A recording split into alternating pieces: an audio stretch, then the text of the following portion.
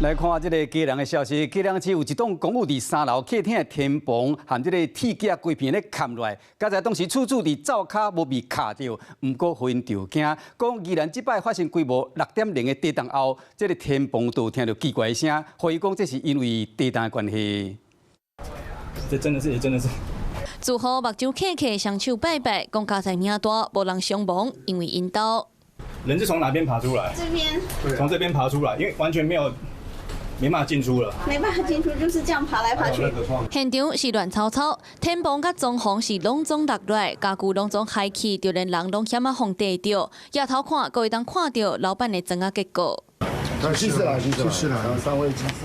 伫安全帽啊，穿黄色架，技师来到厝内做勘验。安那上楼的过程，楼梯嘛有一条真大的壁绳，后会勘的人员甲住户每一步拢真细腻。那个钢筋锈蚀之后，它的断面缩减了，因为它的一个载重增加而造成整个楼板的塌陷。那它钢筋锈蚀的原因呢，就是有类似疑似氯离子过超标的一个。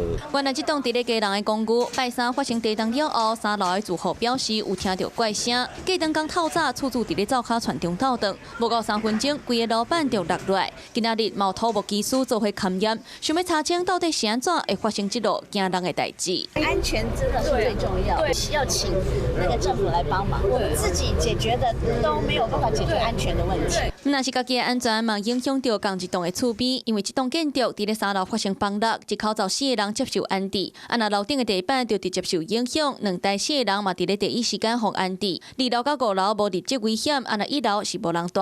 它也是38年的一个老旧建物啦。当然，整栋建物刚刚也有稍微咨询一下几位技师，认为目前当然是没有到立即危险，有一些危险的部分，看在工法上如何先把它排除掉。